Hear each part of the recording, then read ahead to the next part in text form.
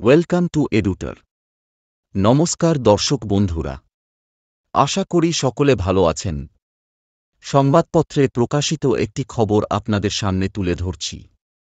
CBSE, ICSE স্কুলের দেখাশোনা নিয়ে চিঠি শিক্ষা দপ্তরের।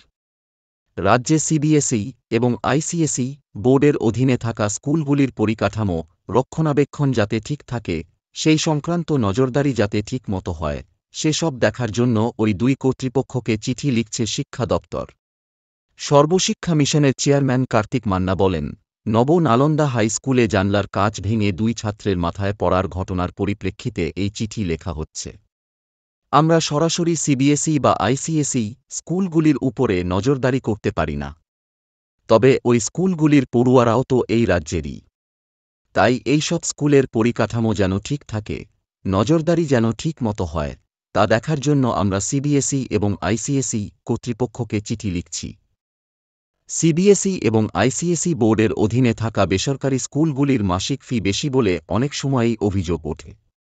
অভিভাবকদের আরও দাবি, ফি নিয়েও অনেক ক্ষেত্রে ওই সব স্কুলে নজরদারির অভাব রয়েছে। যেমন নব নালন্দার ক্ষেত্রেই তাঁরা অভিযোগ করেছেন, 1 মাস আগেও স্কুলে জানলার কাচ ভেঙে পড়েছিল। এখন ছাত্রদের নিরাপত্তার জন্য দুর্ঘটনার জায়গায় জাল টানিয়ে দেওয়া হয়েছে। তবে অভিভাবকদের একাংশের মতে, এই সাবধানতা আগেই নেওয়া উচিত ছিল। ওই ঘটনার জেরে অনেক পড়ুয়া এখনও আতঙ্কে আছে।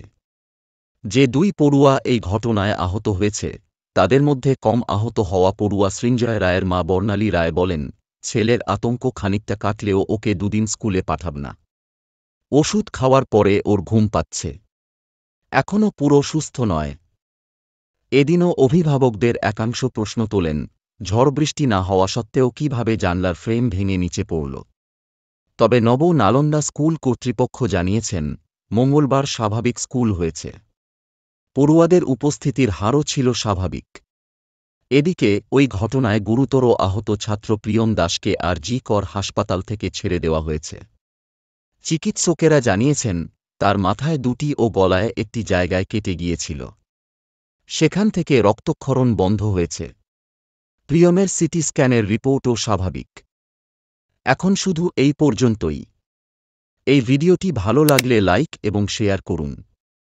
পরবর্তী গুরুত্বপূর্ণ ভিডিও পাওয়ার জন্য চ্যানেলটি অনুগ্রহপূর্বক অবশ্যই সাবস্ক্রাইব করে রাখবেন। আপনাদের মতামত কমেন্টে জানাতে ভুলবেন না। ধন্যবাদ। সকলে ভালো থাকবেন।